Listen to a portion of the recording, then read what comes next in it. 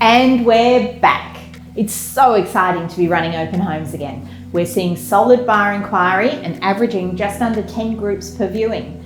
There's an air of positivity again as the curve has flattened and restrictions have been eased across our community. Now, a few weeks ago, the headlines seemed to be forecasting a doomsday scenario, suggesting a possible drop of 30% in housing values. Now, this prediction doesn't even match historic patterns, as housing prices tended to remain relatively stable amidst previous financial downturns. So the impact hasn't been nearly as dramatic as expected, at least not yet. North Shore housing values have fallen by only 0.7% over the past 3 months. What we tend to see instead, particularly on the Upper North Shore, is a severe tightening of listings. Economic uncertainty tends to cause people who don't need to move to bunker down and stay put. Our relatively high income and large proportion of owner-occupiers means that we see fewer forced sales in this area, as opposed to very heavily investment-driven segments such as new apartments and cookie-cutter homes in outlying areas. We've therefore been largely insulated from a significant price drop due to this lack of listings, so the properties that are listed have been mostly absorbed by the current buyer pool. What's interesting though is that we're also starting to see new buyers coming through properties, people who previously hadn't been searching and who are now wanting to buy in a low interest rate environment.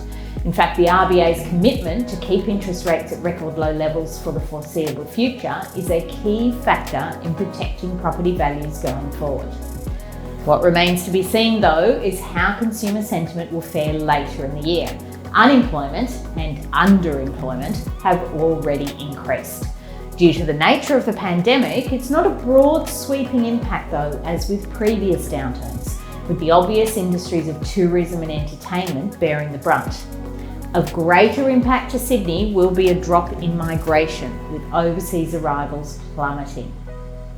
So the spring market could bring about a more pronounced downturn if a large number of households choose to list and there aren't sufficient buyers. With the potential end to government benefits, this may impact unemployment further. Whilst banks are due to end their mortgage holidays, they are likely to soften the blow for owner-occupiers who may be given the option to switch to interest only. So there's definitely uncertainty in the property sector and potentially more dramatic price falls to come.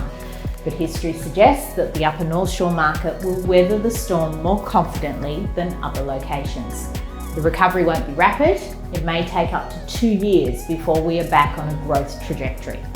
In the meantime, potential vendors may be well served to list and sell now before we head into a further fall. If you'd like further details on the market and how it impacts your decision to buy or sell, please don't hesitate to get in touch.